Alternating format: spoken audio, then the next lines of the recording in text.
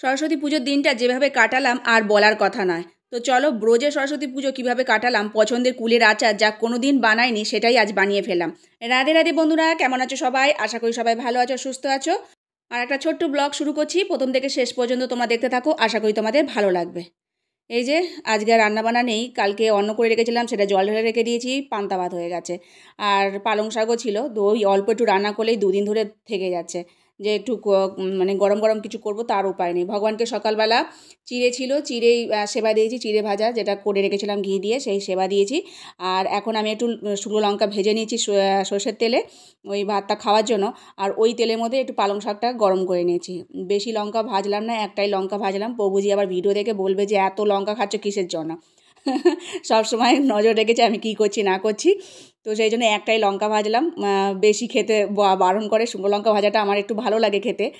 মানে আলু ভাতে হোক, চাই এই মানে জল ঢালা অন্ন হোক, তাতে খেতে খুব ভালো লাগে, কিন্তু ও বারণ করে, খেতে দেয় না। তো কাঁচা লঙ্কাটা বলে খেতে, লঙ্কাটা আমার একটু ভালো লাগে, কিন্তু শুকনো লঙ্কার গন্ধটা ভাতের সাথে একটু আলাদা রকম টেস্ট লাগে।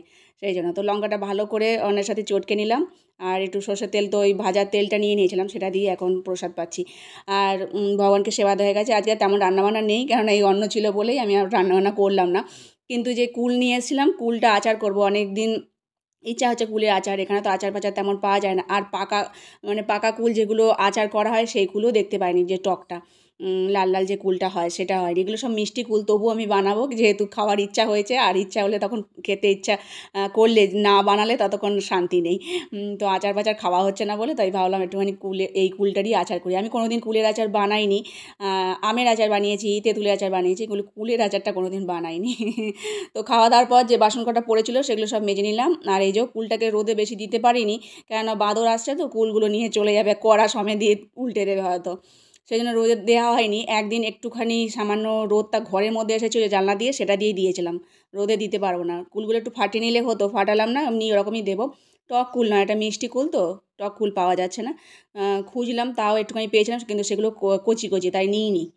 আর শুকনো কড়ার মধ্যে একটু মৌরি ভেজে নিলাম। আমার কাছে মৌরি আছে, মেথিটা নেই, তো মৌরি দিয়েই করব। আর একটু শুকনো লঙ্কা ভেজে নিচ্ছি।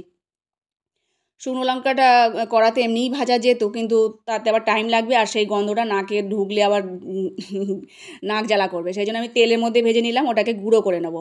এখন একটু পাঁচফোড়ন দিলাম, ওর মধ্যে একটু মেথি আছে বলে তাই পাঁচফোড়নটা দিয়েই করছি, নাহলে শুধু মৌরি ফোড়ন দিয়ে করলেও হয়। কাঁচা কুলগুলো দিয়ে দিলাম। এর মধ্যে কয়েকটা টক কুল আছে, যেগুলো ছোটো ছোটো সবুজ সবুজ, সেগুলো টক কুল, কিন্তু ওই বেশি নিইনি, মিশিয়ে নিয়েছি। দুটো দামই একই ছিল, সেই জন্য আমি ভাবলাম এক মুঠোর দিক, এক মুঠো ওর সাথে মিশিয়ে দিয়ে নিয়েছি। আর এখন এই মৌরিটাকে দিস্তায় গুঁড়ো করে নিয়েছি। এমনিতে তেমন শিল তো নেই, আর মিক্সচারও নেই, সেই জন্য এর মধ্যেই আস্তে আস্তে করে নিয়েছি। এই যে একটু একটু করে হচ্ছে, এখন একটু বাকি আছে, এটা করে নেবো যতখানি করা যায়। মানে একবারে পুরো মিহি মতো হবে না, এরকম হয়েছে, গোটা গোটা একটু আছে। তো ওটা করে রাখলাম। লঙ্কাগুলোকে একটু ওর মধ্যে দিয়ে আর গুঁড়ো গুঁড়ো করে নেবো, একবারে পুরো মিহি করবো না, একটু গোটা গোটা থাকবে, সেটাও ভালো লাগবে। কুলগুলো দেখো ভাজা ভাজা হয়ে গেছে। এখন এর মধ্যে লবণ দিয়ে দিচ্ছি, একটু হলুদ দেবো, কাশ্মীরি লঙ্কা গুঁড়ো দেবো।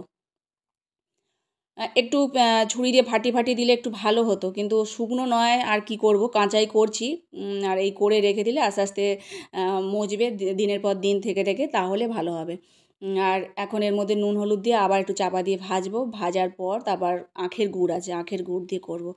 আজকাল এমন হয়েছে, আমার অন্যান্য আচারের থেকে কুলের আচারটা ভালো লাগে, তাই বাজার থেকে ওই কুলের আচার কিনি, কিন্তু সেগুলো একদম মানে মিহি করা, দানাগুলো পর্যন্ত পেস্ট করে দেয়। মুখে ছোটো ছোটো টুকরো দানা পড়ে, তো সেটা খেতে ভালো লাগে, মিষ্টি, তা সেটাও টক নয়। কিন্তু খাবার ইচ্ছা খুবই হয়েছে, তাই জন্য কুল কিনে নিয়ে এসেছি নিজে। নিয়ে এসে এখন আচার বানাচ্ছি। আর এই যে লঙ্কাটাকে গুঁড়ো করে নিলাম, আর এখন আখের গুড়টা দিয়ে দিয়েছি এর মধ্যে। তো যতখানি আখের গুড় ছিল সবটাই দিয়ে দিলাম। এমনিতে কুলটাও মিষ্টি, অতটা না দিলেও হতো, তবু দিয়ে দিয়েছি, একটু ঝোল ঝোল মতো হবে এর মধ্যেই। আর দিনের পর দিন রোদে তো দিতে পারবো না, ওই থাকবে, মজবে কুলগুলো। দেখো ফুটে ফুটে একটু ফুলেছে। কয়েকটা ফেটে ফেটেও গেছে, অবশ্য কোনো অসুবিধা নেই। আর যদি কুলটাকে শুকনো করতাম তাহলে এই লেলানি ভাবটা হতো না অতটা। শুকনো করতে পারেনি বলেই এই অবস্থা হয়েছে, কিন্তু এরকম করেই রেখে দেবো, অনেক দিন থাকলে ভালো হবে। তো হয়ে গেছে। এখন এর মধ্যে গুঁড়ো মশলাটা দিয়ে দিয়েছি, যে মৌরি গুঁড়োটা দিয়ে দিলাম, আর লঙ্কা গুঁড়োটা দিয়ে দিলাম। একবারে পুরো মিহি মতো হয়নি, আর একটু একটু মুখে পড়লে দানা খোসা লঙ্কার ভালোই লাগবে, তো দিয়ে দিয়েছি। দিয়ে এটাকে ভালো করে নেড়ে চেড়ে তারপরে ঠান্ডা করবো, একটু আবার ভগবানকে সেবা দেবো, দিয়ে তারপর খেয়ে দেবো কেমন হয়েছে। তো সব কিছুই তো জানো আমাদের ভগবানকে সেবা দিতে হয়। আর সরস্বতী পুজো আজকে, তো সরস্বতী পুজো আর এখানে তেমন কিছুই হয় না পুজো আচ্ছাড়া।